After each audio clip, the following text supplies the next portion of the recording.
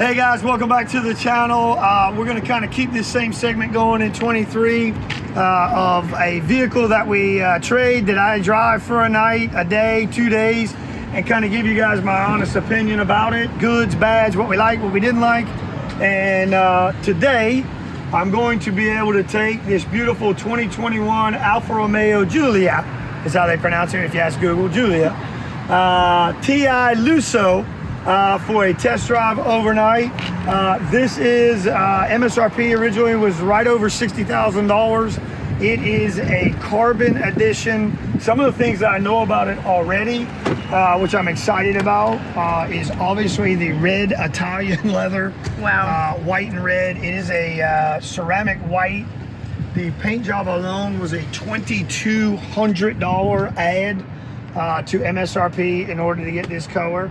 There is not many in existence due to the carbon fiber that's placed around it. And so, yeah, we're gonna drive it, see what it feels like, drives like, handles like. Are the cup holders in the wrong place? Are they in the right place? And just kind of give it a road test over about 150, 160 miles. And today is Wednesday, and we'll be back on Thursday. And we'll kind of get a little in-depth overview of the exterior, interior, what we liked, what we didn't like. Okay guys, it's the next day. It's actually Thursday. I did make it back. And what an experience, and what some great things to talk about a brand that not many people consider when they're looking at a sports sedan or even a sport utility. Alfa Romeo is a small sales company. They don't have the large volume, and there's a reason for that. They don't have a large sales volume, but when they do and what they do it very well. And not just from a cosmetically standing point, a visual standing point, but also the drive. The visual appearance from the front, from what the grille looks like, from the carbon fiber that's around the insert, which is part of this package as well. Their actual logo and design, where it's at, I think is pretty beautiful as well. I hope Savannah can capture the actual paint. It is like I said yesterday morning before I got in it, a pretty big upcharge for this white. And I think there's a reason for it. The pearl in it is absolutely beautiful. The wheels, you either love them or hate them. That is their signature wheel on Alfa. When it is spinning, and yes, I know I wasn't hanging outside the window looking at it, but someone actually at a stoplight said to me, I didn't know what the wheel looked like when you were moving, but it looks dynamic when it is actually in motion. So I think that's pretty cool. I also like how on the wheel, the Alfa logo is in black and silver. The red is not in there. Green is not in there. Also on the calipers, how they just wrote Alfa Romeo. There is no distinction that it is an Alfa Romeo with those subtle hints. The rear design with the black tip painted exhaust, even this is a Q4, even just the subtle hint of making that kind of a black and red logo that matches actually their logos, their trunk, how they wrote, what they put, where they put it. It's kind of a black chrome that matches the Q4 as far as the model of the vehicle. The trunk space, you're not buying this car for trunk space. I didn't actually put anything in the trunk, but I am excited that the seats in the back will fold down 60/40. So if you do have something that you have to put in, golf clubs, whatever it may be, you do have that ability to put it in. One thing I don't like on a $60,000 vehicle, you have to actually close the trunk. There isn't a button. I know that may not be a big deal to a lot of people, but to me, I think that's important. It does have a twin turbo, which is very quiet. It's not that you know when one turbo kicks in and the other, but the acceleration is smooth if you've driven an all-electric car. This isn't, but the way that those turbos propel you, that's what it felt like. It's designed for you to be in this seat, for the bolsters that wrap around you, to experience that acceleration and drivability. And aesthetically, it is absolutely beautiful. Remember, this is a 2021, so there are a couple of years of technology and design that we're in now that maybe weren't present in 21.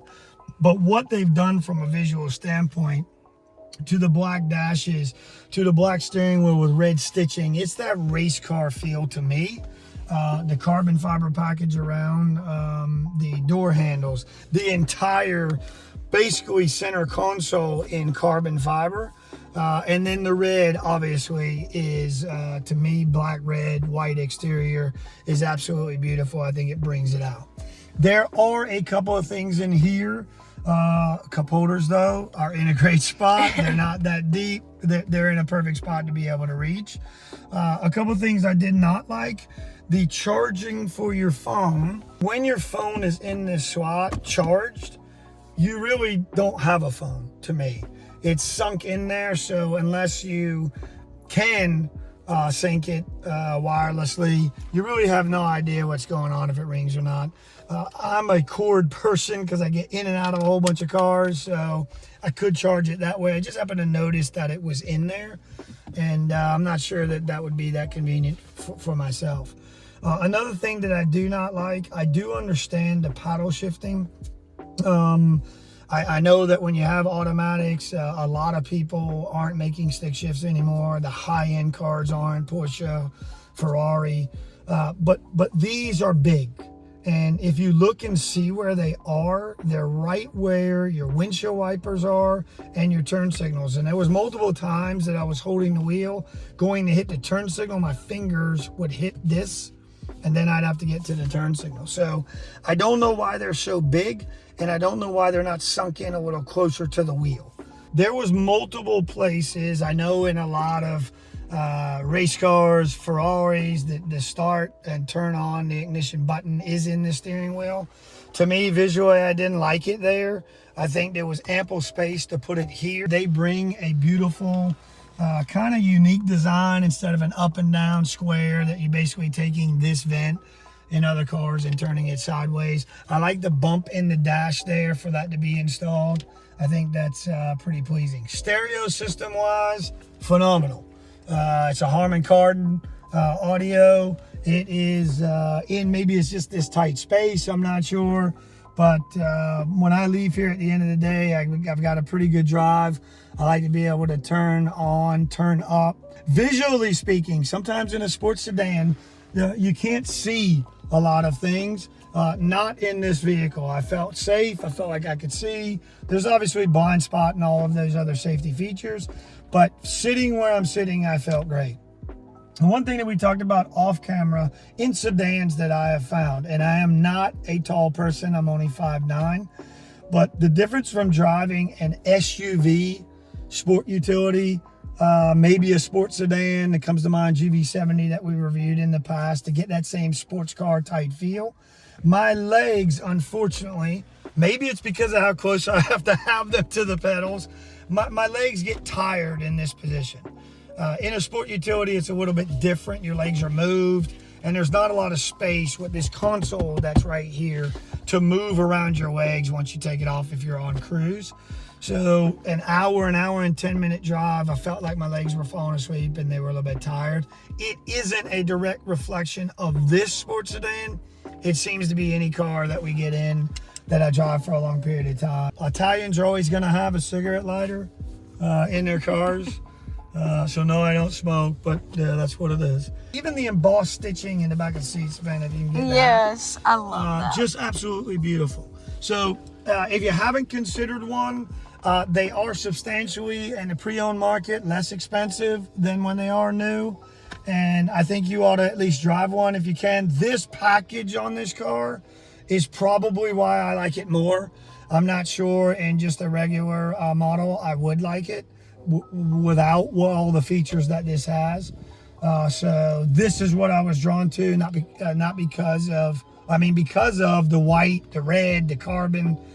I think it's a step above.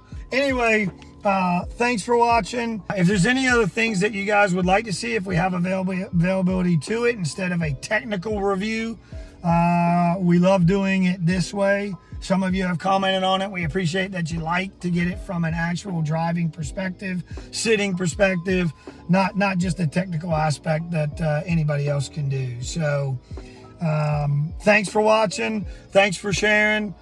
Check us out on TikTok, and we'll see you next week.